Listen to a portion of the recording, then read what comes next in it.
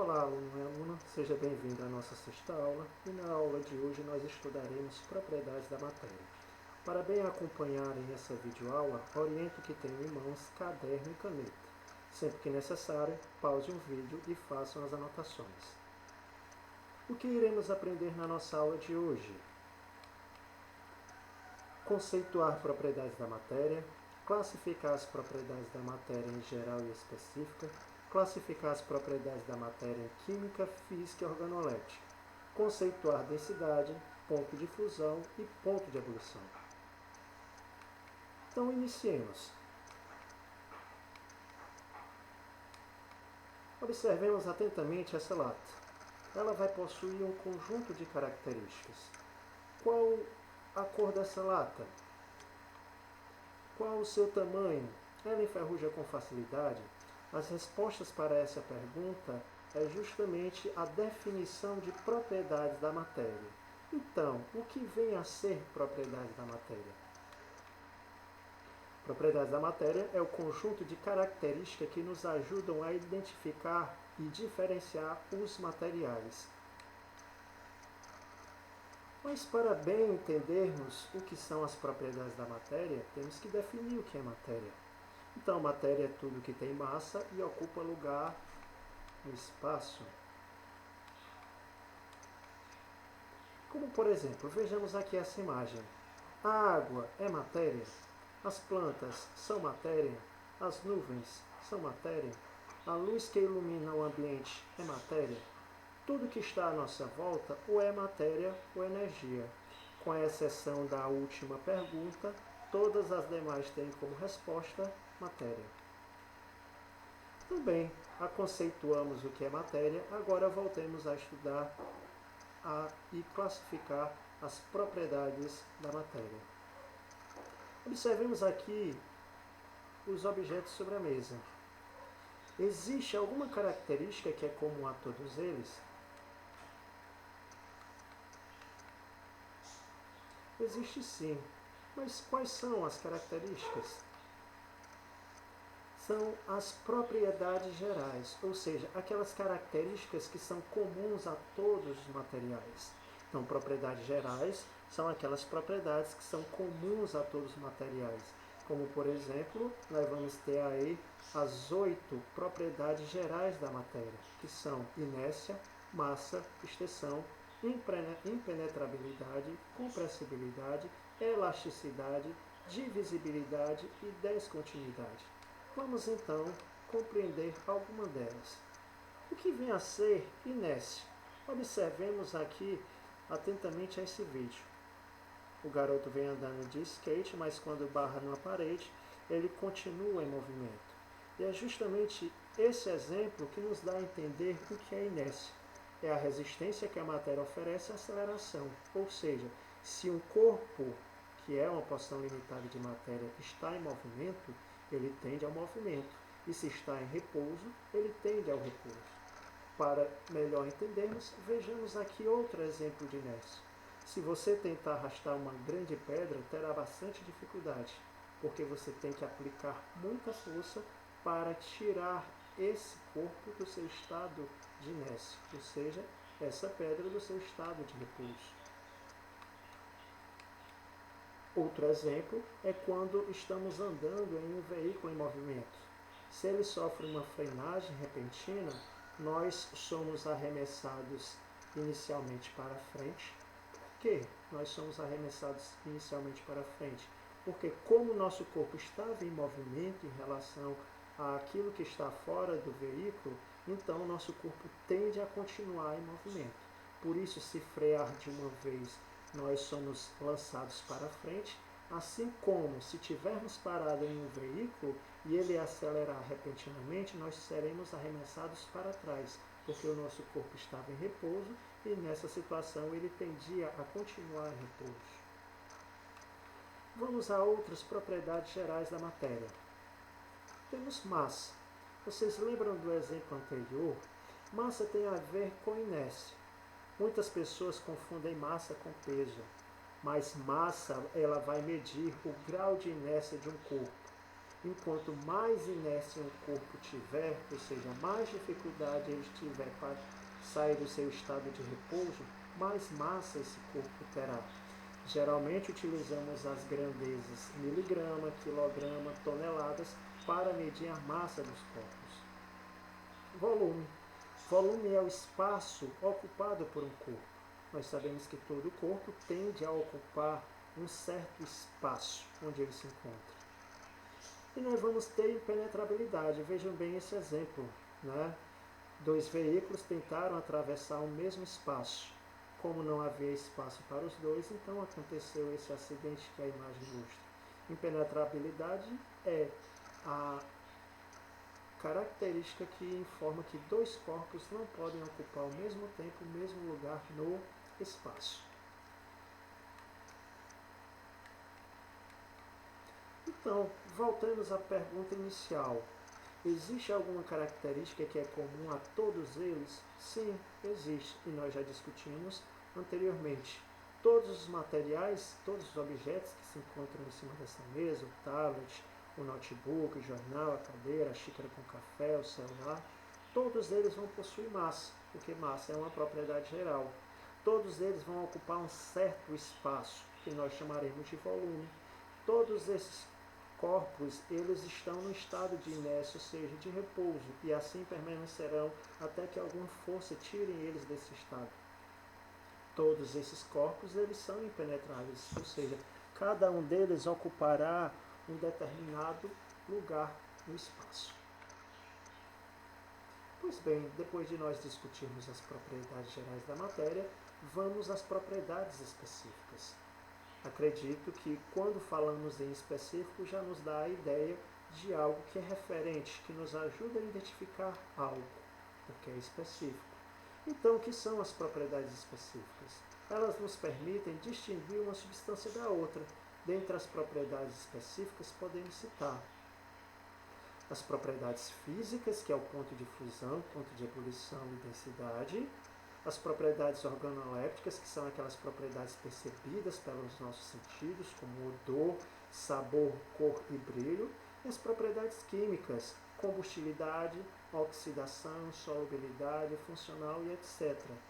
É interessante nós percebermos que as propriedades específicas, todas elas vão nos ajudar a diferenciar um material do outro. Por exemplo, a água, ela vai ter um conjunto de propriedades que é característica apenas dela. Por isso que nós chamamos ela de água. Ela é incolor, ela não tem sabor, ela não tem cheiro, ela é líquida em temperatura ambiente. Ou seja, é um conjunto de propriedades específicas da água. E aí devemos perceber outra coisa interessante quando falamos de propriedades, principalmente quando falamos das propriedades físicas e das propriedades químicas. As propriedades químicas são aquelas que irão fazer com que a matéria sofra as transformações químicas, como por exemplo a combustibilidade. O material só pega fogo se ele for combustível, ou seja, tiver essa propriedade. O material só se oxida, ou seja, enferruja, se ele tiver essa propriedade. O material só se dissolve em outro material se ele tiver solubilidade. Um material ele vai pertencer a um determinado grupo de substâncias se tiver um determinado grupo de características. Ela nós chamamos propriedades funcionais. Então, todas essas propriedades químicas, elas vão fazer com que as matérias sofram transformações químicas, enquanto as propriedades físicas, elas vão fazer com que a matéria sofra transformações físicas. E as propriedades organolépticas, onde é que se encaixam nessa história? Elas são mais aquilo que nós conseguimos perceber com os nossos sentidos, sem necessariamente percebermos as transformações que elas sofrem. Então, repetindo, de propriedades específicas são aquelas que nos ajudam a identificar e diferenciar os materiais. Teremos as propriedades físicas, como ponto de fusão e ebulição e densidade. Lembro que não somente essas, vamos ter também a propriedade de dureza, é outro exemplo de propriedade física. Temos as propriedades organolépticas, como já falei, aquela que nós conseguimos perceber com os nossos sentidos, como por exemplo cheiros, as texturas, as cores das coisas. e as propriedades químicas, que são aquelas que levam às transformações químicas da matéria. E aí eu deixei algumas para que nós pudéssemos visualizar. Se possível, pesquisem um pouco mais sobre essas propriedades. Eu vou deixar na nossa atividade links para que vocês possam ter leituras complementares. Mas falando agora um pouquinho mais sobre as propriedades físicas específicas, vamos analisar um pouco densidade. O que vem a ser densidade? Densidade é a razão entre a massa de um material e o volume por ele ocupado. Ora, todo material ele tem massa, todo material ele tem volume. Então, quando nós dividimos a massa pelo volume, nós temos a propriedade densidade. E por que uma propriedade específica? Porque cada tipo de material vai ter a sua própria densidade. Isso é fundamental para poder nos ajudar a diferenciar o material do outro. Mas onde nós podemos aplicar a densidade no nosso cotidiano? Vejamos aqui um exemplo. Ora, densidade nos ajuda a explicar por que tem alguns materiais que afundam em determinados líquidos, por que tem materiais que flutuam em determinados líquidos e por que tem materiais que ficam imersos a determinados líquidos. Vejamos na ilustração 1, onde temos a proveta e uma bolinha. Dentro dessa proveta está ilustrado que temos água também. Então podemos concluir que a bolinha ela tem uma densidade maior do que esse líquido, que é a água. Por quê? Porque a bolinha afundou. Se ela afunda é porque ela tem maior densidade em relação ao líquido. Já na ilustração 2 nós temos uma bolinha que tem densidade igual à do líquido. Por quê? Porque ela nem afunda por completo e nem fica flutuando sobre a superfície do líquido. Já na ilustração 3, nós temos uma bolinha que possui densidade menor que a densidade do líquido, porque ela não conseguiu afundar. Então, como por exemplo, se nós pegarmos um pedaço de madeira e jogarmos sobre um líquido, esse pedaço de madeira não afundará. Por quê? Porque a madeira em geral, ela tem uma densidade menor do que a da água. Já se pegarmos qualquer pedra de qualquer tamanho, nós perceberemos que ela vai afundar, seja qual for o tamanho da pedra, porque a densidade da pedra é maior do que a densidade do líquido. Uma explicação bem bacana para entendermos densidade é uma confusão que muitas vezes as pessoas fazem. Você já deve ter ouvido essa pegadinha. O que pesa mais, 1 kg de isopor ou 1 kg de chumbo? As massas são iguais, mas pelo isopor ter uma relação massa e volume muito desproporcional, as pessoas geralmente vão imaginar que o chumbo ele tem uma densidade, aliás, uma massa maior, vai pesar mais em relação ao isopor. Por quê?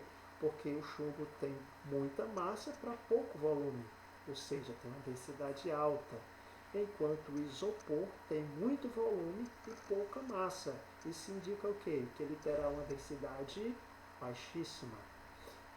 Um exemplo prático da aplicação da densidade pode ser para nós analisarmos se um ovo ele está estragado ou não. O ovo, quando é novo, ou seja, quando ainda é bom sem estar estragado, se você colocá-lo em água, ele vai afundar. Mas se ele estiver estragado, esse ovo vai flutuar. Por quê?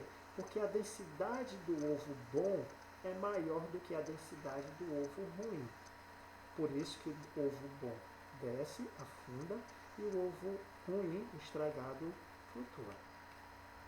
Espero que vocês tenham entendido sobre densidade. Agora vamos falar um pouquinho sobre temperatura de fusão e temperatura de ebulição. Quando falarmos em temperatura de fusão e temperatura de ebulição, estaremos falando em ponto de fusão e ponto de ebulição. E o que é isso? Entende-se por ponto de fusão a temperatura em que uma substância passa do estado sólido para o estado líquido. E por ponto de ebulição, a temperatura em que uma substância líquida passa do estado gasoso, do estado líquido para o estado gasoso, a determinada temperatura e pressão. Como, por exemplo, a água. A água, ela muda do estado sólido, ou seja, da forma de gelo para o estado líquido a 0 graus Celsius. E a água muda do estado líquido para o estado gasoso quando atinge a temperatura de 100 graus Celsius. E por que é importante estudar a temperatura de fusão e ebulição? Porque cada material também terá a sua temperatura de fusão e temperatura de ebulição. Imaginemos que nós tenhamos dois líquidos. Eles aparentemente podem possuir as mesmas características organolépticas. São incolores, não possuem cheiro. Mas será que esses dois líquidos são exatamente a mesma substância? Para isso, temos que determinar as propriedades específicas desses líquidos. Se eu conheço as densidades desse líquido, seus pontos de fusão e seus pontos de ebulição, podemos chegar à conclusão que esses líquidos são iguais ou não. Se possuírem os mesmos pontos de fusão e pontos de ebulição e densidade, é porque são líquidos iguais. Mas se não possuírem, é porque são líquidos diferentes. Sendo assim, nós vamos verificar que cada substância tem o seu ponto de fusão e o seu ponto de ebulição. Vejamos o metano, que é o gás mais simples existente na natureza. Onde é que está presente o metano? O metano é um gás que ele vai ser produzido na decomposição de qualquer matéria orgânica, né? O metano, o ponto de fusão dele é menos 183 graus Celsius, ou seja, ele só será sólido abaixo dessa temperatura, e o seu ponto de ebulição é menos 162 graus Celsius, ou seja, acima dessa temperatura, o metano será uma substância gasosa. Já o mercúrio, que é um metal bastante interessante, por ser o único metal líquido à temperatura ambiente, o seu ponto de fusão é menos 38,8 graus Celsius e a sua temperatura de ebulição é 356,6 graus Celsius. Ou seja, o mercúrio ele passa para o estado gasoso nessa temperatura. O álcool comum, que chamaremos de etanol, a sua temperatura de fusão é menos 114 graus Celsius. Por isso que é bastante difícil você congelar uma bebida alcoólica que tem alto teor de álcool, porque esse álcool só irá congelar a temperaturas extremamente baixas. Já o seu ponto de ebulição é 78 graus Celsius. E aí é importante fazer uma observação. Líquidos que têm baixo ponto de ebulição, nós chamaremos eles de líquidos voláteis. O que são líquidos voláteis? São líquidos que passam naturalmente a temperatura ambiente do estado líquido para o estado gasoso. A água, a temperatura de fusão dela, como eu disse anteriormente, é 0 graus Celsius e a sua temperatura de ebulição é 100 graus Celsius. A água não é um líquido volátil. E vale lembrar que a água é um dos líquidos que tem uma das maiores temperaturas de ebulição. A maioria dos líquidos simples, eles vão ser geralmente líquidos voláteis. Então, muito bem, gente. Temos aí a temperatura de ebulição e de fusão do chumbo, todos nós sabemos o que é, e o ácido acético, que é a principal substância que está contida no vinagre. Então é possível congelar o vinagre, olhem aí a temperatura de fusão deles, né, 16,6 graus Celsius. Quer dizer que se você pegar o vinagre e colocar ele no congelador, ele vai congelar com muita facilidade. Pois bem, se você assistiu a nossa videoaula até aqui, meus parabéns. Oriento agora que você baixe o PDF, leia o material, respondam as questões. Na terça-feira, nós teremos um momento para tirarmos as nossas dúvidas. Então, galera, meu muito obrigado e até a próxima videoaula.